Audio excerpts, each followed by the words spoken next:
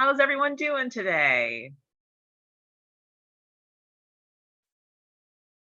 Welcome to today's session. In just a few seconds, we'll be able to start. Excellent. So welcome to Women's History in 5 Minutes or Less, celebrating hidden stories you may not know. We are so excited to be spending our afternoon with all of you today. For the next 50 minutes, we're going to introduce you all to a video series that centers women in the 19th and 20th century who organized their communities to make change. Our hope for this session is that you will all gain strategies for incorporating these dynamic stories into your classroom. Now, this event is being transcribed and captioned. Now, to view the captions, make sure that you're enabling live transcript at the bottom of your screen. Now, before we jump in, I want to gratefully acknowledge the Native peoples on whose ancestral homelands we gather, as well as the diverse and vibrant Native communities who make their home here today in the DC area. Now, before we jump in, I'd love to introduce the folks that are facilitating this session today. Of course, you unfortunately saw my face a little bit earlier, but I will start. I am Ashleigh Coren. I am the Acting Director of Education for the Women's History Initiative, and I'll have my colleague Erin introduce herself too. Hi, everyone. Thanks for joining us today. I'm Erin. I'm social media strategist at the Smithsonian. I started off my career in museum education, and now I'm over here in public affairs, where I get to work with the Smithsonian brand as a whole on social media, but I also get to work with the American Women's History Initiative. Hi, I'm Sara Cohen. I'm the Digital Audiences and Content Coordinator for the Smithsonian American Women's History Initiative, and I help project manage these videos.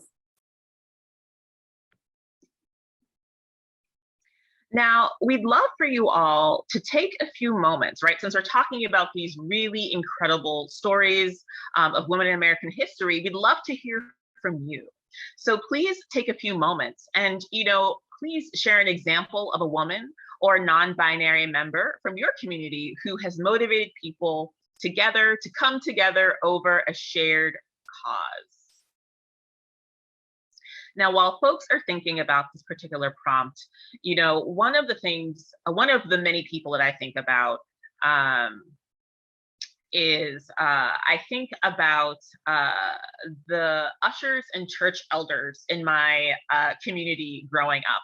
I grew up in Boston, and I attended a church called 12th Baptist Church. And the women who brought everyone together, the people who brought everyone together were the women ushers and church elders. And they were really instrumental in providing resources to local families through our church pantry and the used clothing store. They motivated us all to be more involved in what was happening around us, right? They wanted us all to be aware of, we have to take care of ourselves, but also our neighbors, right? The people who live next door to us, the people who live down the street from us, right? The people who live around the corner from us, right? It's so important to be an active member of one's community. And one way to do that is by providing resources that support the people who live around us. So that's an example of sort of what comes to mind when I think of an example of a woman or a non-binary member from my community that has motivated people to come together over a shared cause. And I see that we've already had some comments come in. I love the addition of the great Grace Lee Boggs in Detroit, who was a civil rights activist who really believed in the power of solidarity, both between the Asian American community and African Americans. She's a really fabulous example of someone who used her voice and a pen, so she was a writer and a speaker, to motivate people all over the world, and still today, even after her passing.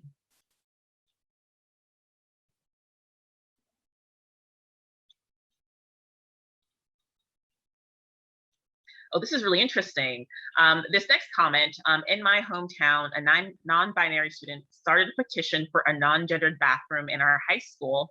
People rallied around and it's still there years later. I love hearing stories like this, right? Where someone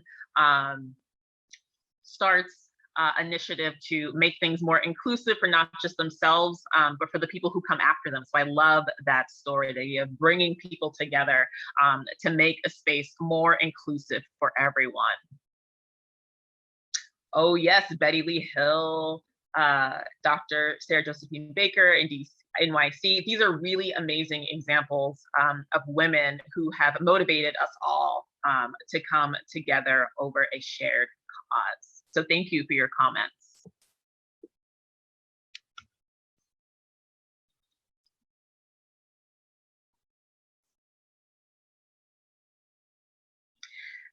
Now, this particular video series is a part of the Smithsonian's American Women's History Initiative, and or Because of Her Story. Now, Because of Her Story is a really important initiative because the Smithsonian is really invested in creating a more equitable America. So in order to do this, the Smithsonian is researching, disseminating, and amplifying the histories of American women through both its American Women's History Initiative and the future Smithsonian American Women's History Museum. Now, in terms of education with the Women's History Initiative, we are really interested in pursuing 4 different goals. The first is to develop and support programs and resources that promote gender equality. The second is to empower new generations to advance the role of women and non-binary people.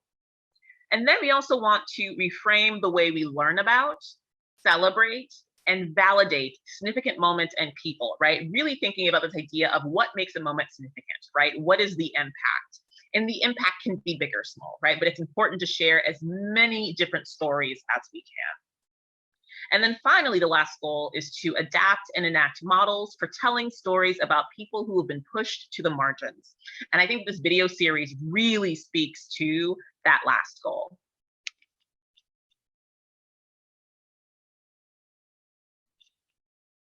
And with that, I'll have my colleagues, Sara and Erin, take over to tell us a little bit more about this series. Yeah, thank you. Actually, I think I talk first and then Sara. So this video series was originally designed for our Smithsonian social media audiences. They might not be, exactly like students in the classroom, but they are looking for things that are short, snackable, narrative, really interesting, things that kind of are thumb stoppers. So they're scrolling, but this stops their thumb and makes them want to listen. And they often do without turning on the sound. So we opted for text on screen, although there's some other versions that Sara can talk about. And our audiences on social aren't experts. So these videos, while they're designed for people over 13 folks on social media, they don't require an extreme amount of background. And in our other social media content, we had presented a lot of stories of individual groundbreaking women who changed history. They seem almost like miraculously motivated. But a lot of change takes teamwork. And so we really aim to share stories of women working together for change. It was really important to me that we think about women who played supportive roles, who maybe made sandwiches for the protest, for example. And we really wanted to emphasize those stories who many in our audiences might not know them, lesser known stories. Our stories needed to represent many different communities. So there's one for, all the different heritage months, which if you do those in your classroom. And they were originally launched during the centennial of the 19th Amendment, at least the first 8 videos. They all related to women advocating for the vote specifically. After those were successful, we kind of made the pitch to do 4 more about more general women's history topics about women pushing for change outside of voting, and those came out during Women's History Month last year. So I'll turn it over to Sara. Thanks, Erin. So these videos did super well on social. We saw about 1.5 million views across all the platforms combined. And we got comments like, I can't believe I never knew this story.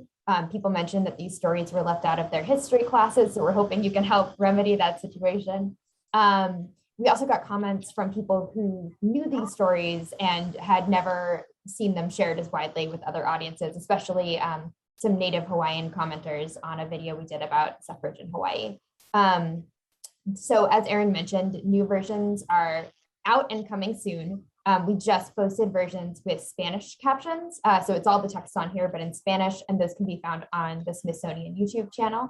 And then in the next couple of weeks, we're hoping to share versions that are in English, but they'll include an audio narration. So everything on the screen will be read out loud, which is particularly good for slow readers or people with different vision. And then we'll mention how to see the videos or where to find all the videos at the end. But if you're eager for that answer now, I can just share that the easiest thing to do is go to youtube.com/Smithsonian. Thank you so much, Erin and Sara. So what we're going to do now, actually, is we're going to show one of the videos, and we're going to be facilitating a close looking where you'll watch the video, and then I'm going to pose a couple of questions to all of you. And the video that we're going to show is called How the Chinatown Health Fair Grew. But like I said, before we view this video, I'd like to share one of my favorite close looking routines called See, Think, Me, We. Now, See, Think, Me, We, when used, can help students connect to the bigger picture, right? What are the bigger issues? How does this particular object or video or artwork or, photograph help us understand issues that are happening in our neighborhoods, in our communities, and in the world? So as we facilitate this particular object, I'm just showing you an example of how to possibly incorporate these videos into the classroom. Now, before I press play on the video, I just want to say a couple of things. So the first is there's no speaking in the video. So if you can't hear any sound, that is okay. The focus of this particular exercise is for us to just watch the video and to share with me what it is that you see or things that you notice. And so speaking of see, and we're going to go back to the thinking routine, as you are watching this particular video, we're going to do the first part of this routine, right? So I'm going to ask you to look closely at this video and share with me in the chat box, what do you notice as you're watching this video? We would love to see your observations about this particular work. And just take your time, you can either watch the film, then take a few moments to share your comments, or as you're watching the film, you can jot stuff down in the chat box. So just be a moment.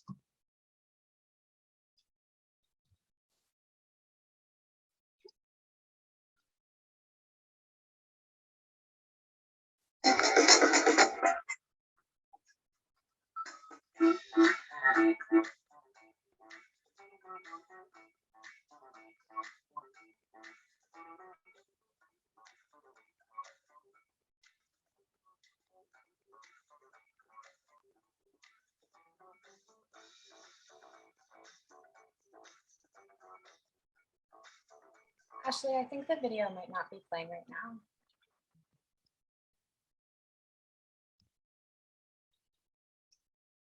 All right.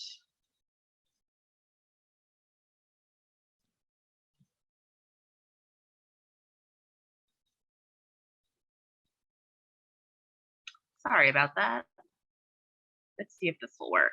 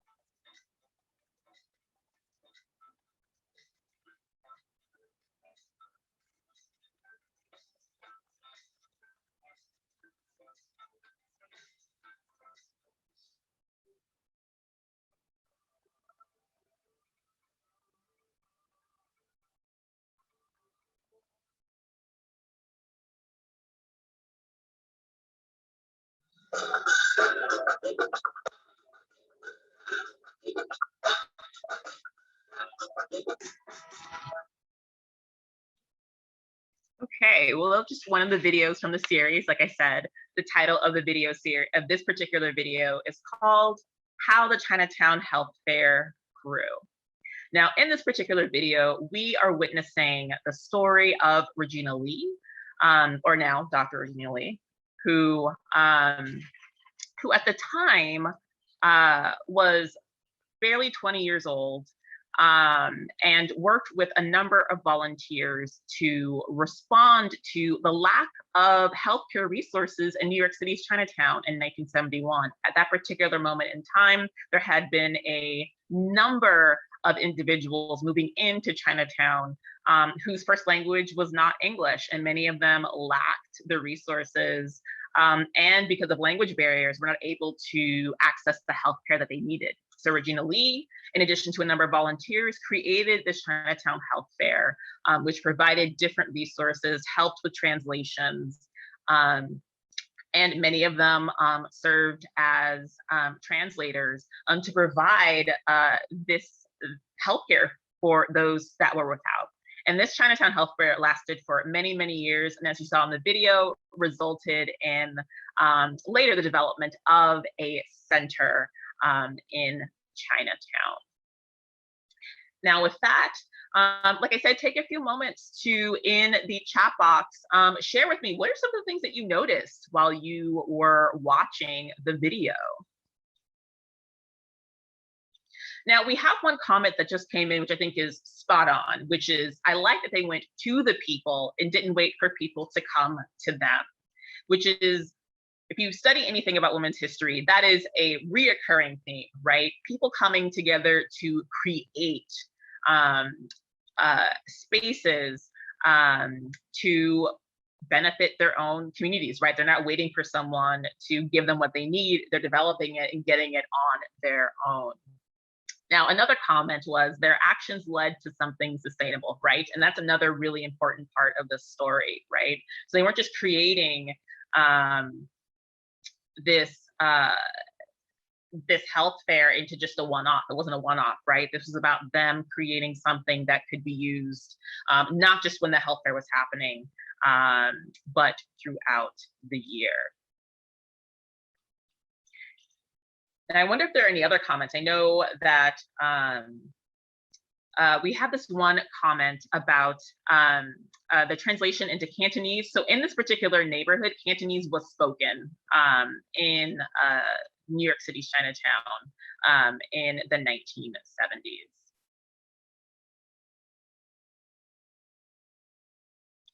And we have another really interesting comment, right? Which is the fact that this is 1971. So this is really late in time, right? We know that Asian Americans, Chinese Americans have been in this country for a very long time. And it is, in many ways, unfortunate that it took a really long time for this particular neighborhood, for this community, to be able to receive health resources. So that's a really great point, right? Really recognizing, while this is a really great thing, the fact that it took so long for it to happen is really unfortunate. I like this final comment, which is being proactive versus reactive can make a huge difference. And this is something that, like I said, is another theme that really comes through these 12 videos, right? We have people who are seeing what's happening around them, and, you know, figuring out ways to sort of be proactive and to create these new systems, and to create these new clubs and fairs and groups to be able to advocate for the things that they need. So we've moved on to, we've talked about C. And so the next part of the routine is think. So what are your thoughts that you have about this video? And you've already shared some of your thoughts, right? This idea that, you know, you're surprised by the date, you're interested in sort of what's happening, but what other thoughts do you have about this particular video?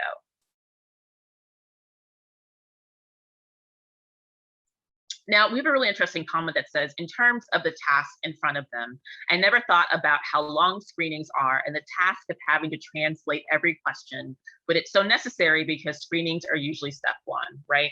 So what's great about this particular video is that it actually teaches us about the process, right? The things that we take for granted, how long it takes for us to be able to go through these health screenings, how long it takes for us to go through these health appointments, right? If there is a language barrier, that time is even longer, right? And so things like this can help us sort of understand what these experiences are like for other people.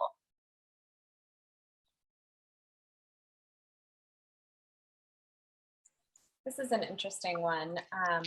I would love for the video to acknowledge sort of Regina Lee's accomplishments after this era, you know, that she's, the commenter says, is now a doctor.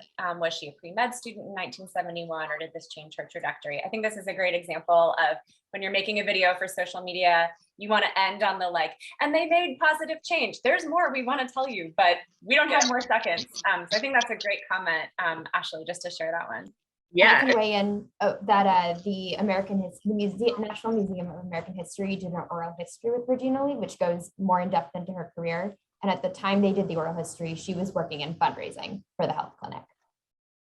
Yes. So if you, I don't know, Sarah, if you have time to share the link, but like Sara mentioned, there is an oral history of Regina Lee at the National Museum of American History, and it is fabulous. It includes other tidbits about this health fair, which are really interesting.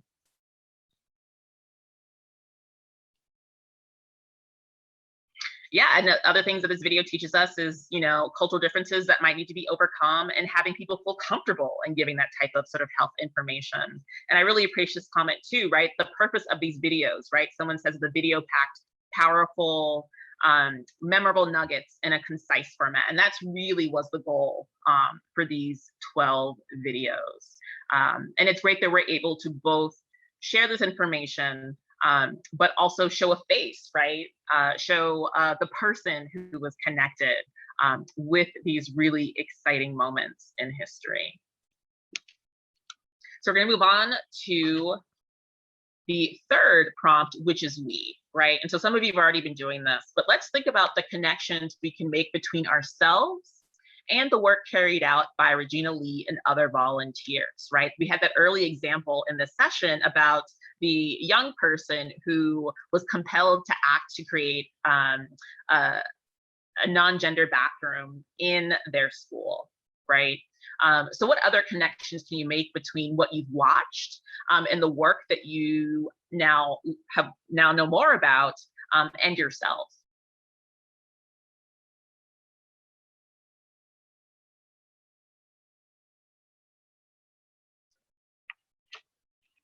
So one of the things that I love about this particular video, I mean, all the videos are fabulous, but what I love about this particular video is that it really reminds us all that you don't have to be any age to be able to make an impact in your community. All you need is gumption, a great strategy, and a group of friends to make it happen, right? And so that's what I really love is that, you know, there are no requirements to be able to make an impact in the space around you. You just have to have a really good strategy and access to the resources.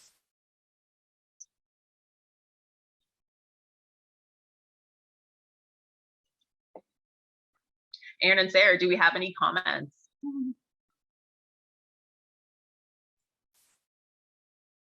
Not yet. I think there is a significant delay between what the audience sees and what we are doing. So people are thinking. There are some really kind comments here about, you know, the power of showing primary sources with animation, making it snappy. So love to see that.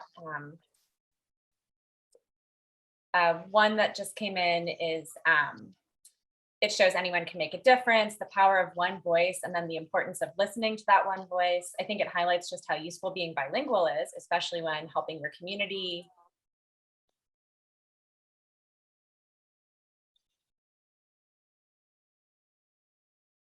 Yeah, I really love that comment, right? The importance of understanding the different identities and how actually, we talk a lot about intersectionality, but the idea of how, we all can bring something really interesting to the table, right? We all are capable of sort of using our different identities and different skills to be able to make a difference. Oh, and there's a local connection, Clínica de Pueblo in DC. Someone mentioned that this video reminds them of the work they do with the immigrant population and sort of wondered what a story about it could be. Listen, there's an opportunity right there to create that story. I'm just saying. I'd love to see it. I love this comment too. I love the idea of volunteers in a community coming together for a single cause. I love the idea of a fair where like-minded causes come together for a community event. Yeah, I do too.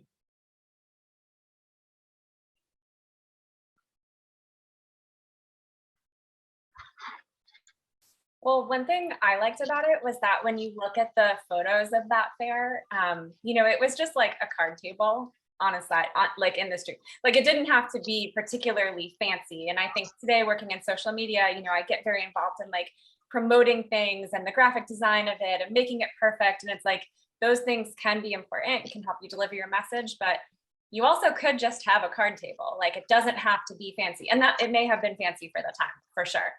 But by today's standards, looking at that, we're like, wow, like that, it's an accessible example. The button that we show from the American Histories collection, like that took graphic design, right? They had someone design that pin to promote, I think, the second iteration of the fair. So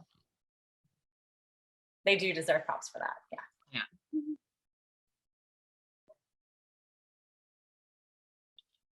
Oh, here's one. In communities that do have access to healthcare, it would be awesome to share this video to point out the lack of those resources for others, a window into other lives. Yeah. Yeah, and like many of you have mentioned, right, this story is new to many of you. And I think that sometimes it's always important to sort of get that reality check that, different people have different experiences, are living very different lives. And it's important to recognize that. Now, we're going to move on to the final part of this particular routine. And I just want to mention the buttons that Erin was mentioning earlier are actually on the slide. They're pretty fantastic. But the final part of this particular routine, which I love because it helps us understand the bigger picture, is how might this work be connected to bigger stories about the world and our place in it, right? So many of you have mentioned the idea of community aid, right, or mutual aid, or people coming together to serve their communities. Someone mentioned a local group here in DC. But what other bigger stories come to mind when thinking about this particular story? And, one of the things that comes to mind for me is, and like I said, Regina Lee and some of the other volunteers were, barely 20 years old, and in college is, sort of just the history of young people creating mutual aid organizations, right? I'm thinking about, the Black Panthers creating, oh my goodness, it's escaping me, but creating breakfast for young children, right? Which now is a big part of public school, right? Providing free breakfast for children, right? And so I'm thinking about, how young people have really, in certain moments in history, have taken the initiative to create community oriented organizations. And we have a really great comment. I'm a member of a community action-oriented organization. We actively give back, food drives, feeding the homeless, cancer awareness, voter registration, et cetera. And those are really fantastic examples of how a story such as this, which is from 50 years ago, can help us understand what we're doing right now in 2021.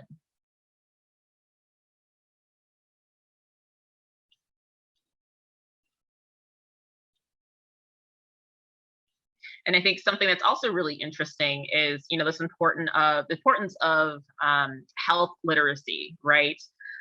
Even in 2021, right? We are still sort of dealing with the lack of information, the lack of resources to help people understand health literacy.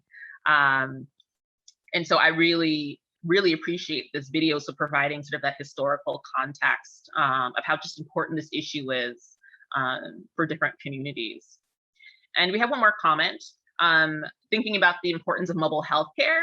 So mobile healthcare makes me think of bringing vaccines to communities, right? Helpful for folks who do not have transportation, right? And it's like that comment that someone said earlier about being proactive, not reactive, right?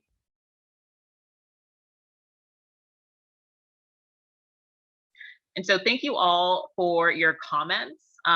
This has been really wonderful, and definitely, you know, when you're done with this session, check out these videos. They're really rad. And like I said, they can help us understand certain moments in time, but also understand just the importance of women in history.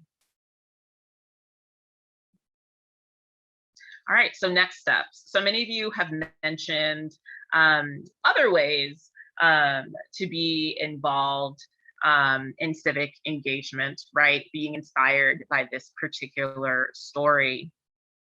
And so some other ideas, right? So other ways for us to think about how we can inspire students by these videos. Some of them are on this slide. We hope that anyone watching these videos will be inspired to take action around a cause. And there are so many ways for someone to be civically engaged, right? You can write a letter or call your local representative or official. You can attend a march or a public hearing in your community over an issue that you're excited about or an issue that you're concerned about. You can sign or amplify a petition on social media. You know, you can also encourage students to, you know, write blog posts, right? Or even write an article in their school newspaper, right? To be able to bring attention to the issues that matter the most to them and to share that as well. And, you know, one of the things that could be really dope is, you know, maybe students will start, you know, would want to make a video about someone in their community that inspires them, or someone in their community that sort of rallies around a cause, or even an oral history, right? I think there's so many great ways to think about how we can make these stories more well-known. And an oral history or a video is one way to do that, right? Find someone in your community who's doing really great work and preserve that story so that people in the future would be able to benefit from learning who they are and what they did. And what's great about all these videos is that, like you all said, right, they demonstrate there's not one way to get something done, right? If you can rally a group of people around a cause, there are so many ways to amplify your message and to provide support to the people in your community.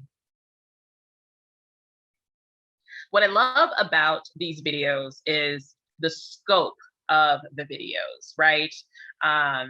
So in terms of, you know, where, when, who, I mean, it's, we have videos that take place in the eastern part of the United States, West, Midwest, South, right? And the topics are almost all encompassing, right? They're videos on labor, voting rights, social services for families, literacy.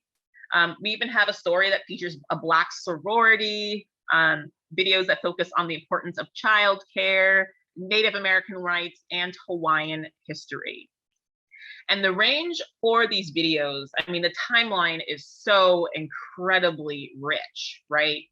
The videos span from the 1860s until the 1980s. There's a lot of content there and a lot of ways to demonstrate, one, the importance of women in history, but also the importance of people coming together over a shared cause. Now, we're going to take a few moments for your questions, and please feel free to ask us anything about the production of the videos, specifically who is in the videos. You know, it's pretty much an open book around here. We just want people to be able to engage and share these videos and take advantage of these really incredible stories.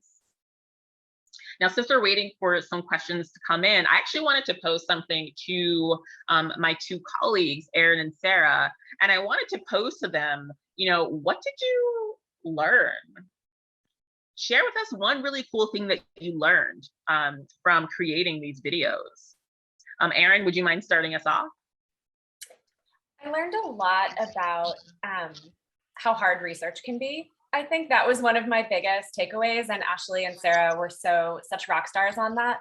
I really thought that telling lesser known stories would actually be easier than this, and it was much harder than I kind of expected. Women's history just needs to be documented better, and I think it definitely reoriented me as far as like, I would now not assign students to go find lesser known stories, because I think it's so hard. But this is why we need to, add their stories to Wikipedia, make videos about them, do articles, etc. So that was something that I took away. Also just the vividness of the different tactics that women used never failed to amaze me. From translating things to Spanish to physically making their bodies present in a space, whether blocking traffic or showing up in front of lawmakers.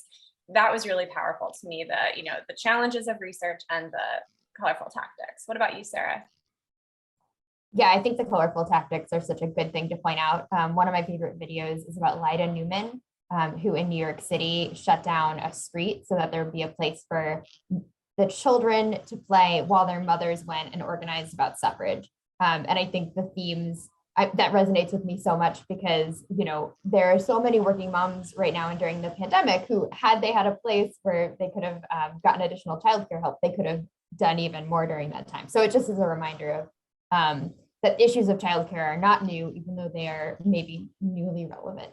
I think that for me, it was just a joy of getting to know so many stories. And for every story we included here, there were probably 2 or 3 more that we couldn't fit in. And I will say that, we had to pick stories that had, ideally photos of the people involved, and if not, illustrations. So good visuals. And there are so many stories of individuals that we chose not to focus on because we were really looking for group stories.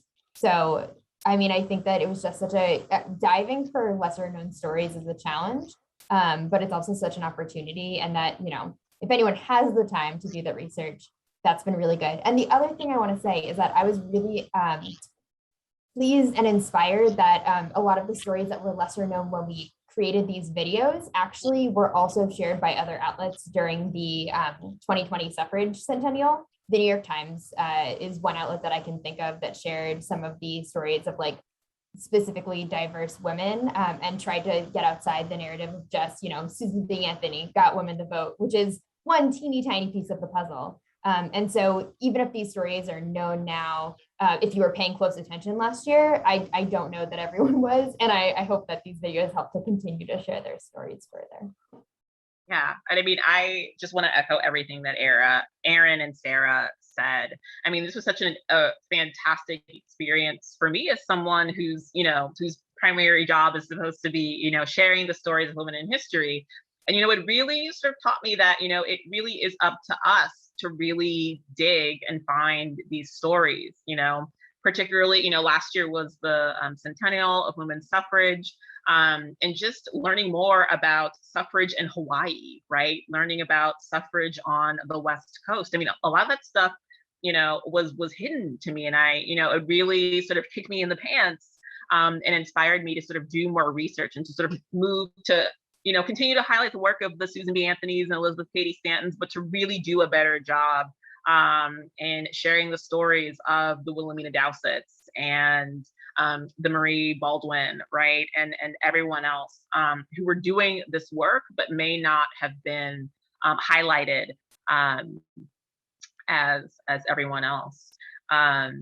And so we have a question about continuing to make these videos. Have we thought about local series highlighting figures in different communities? Or have we thought about creating more recent stories of women in history?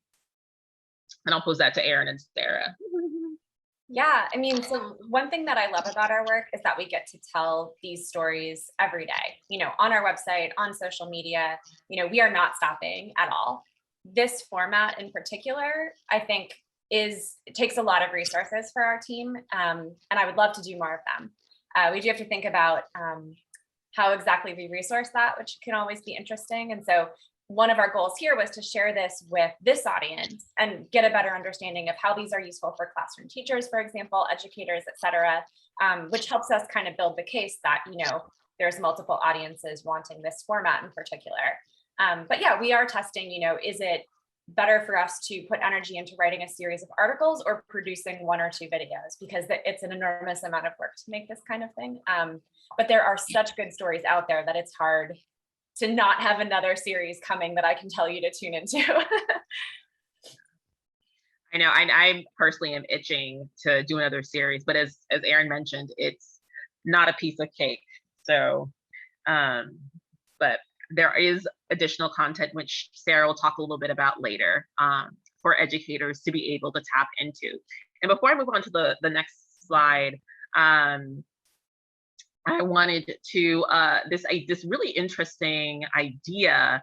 Someone mentioned in the chat, we need digital content creators to join volunteer organizations in our communities to design media for those causes. Students would enjoy creating this media in the classroom and pitching it to the organizations for use. And I think that's a really interesting concept, right? Really trying to not just develop content for the classroom or for their own learning, but to also learn how to partner with local organizations to support them in their mission through developing content. I think that's a really cool idea.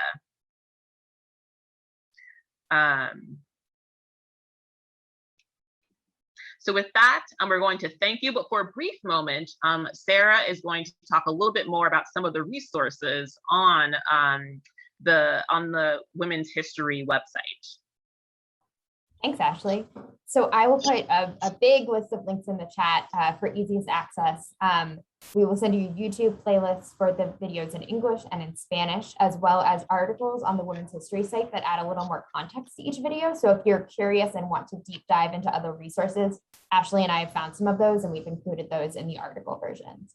And then the last thing that Ashleigh and I want to highlight particularly is that the American Women's History Initiative has recently published 9 conversation kits, which are not related to the videos at all. They are 9 different classroom resources that each center around a different women's history theme. So women in sports, women at work, and they all are centered around a Smithsonian object or story, but they also include resources from other peer organizations like Library of Congress. So they really allow you, they're like classroom activities, classroom resources, and really allow you to sort of dive deep in women's history. Whereas these videos are sort of more, you show one and you make your own lesson plan. This is lesson plans that are pre-built to educational standards. So I'll go ahead and put those links in the chat for everyone. Yeah, and Sara has been, so Sara manages our website, and she has been an ace at developing content. So please check out our website every month. Sara just released the September newsletter as well. So if you're interested, please sign up for our newsletter. And if you have any additional questions, please email us. We'd love to hear from you. We'd love to hear how we can support you in your work, even if it's just, I have something where I'm looking for a woman in history on this particular subject. We'd be more than happy to help you. If you're looking for content, more than happy to help you. So with that, we say thank you. And please check out the videos. They're pretty neat. And enjoy the rest of your time with this particular program. We hope that you enjoy all the other sessions as well. Thanks, everyone.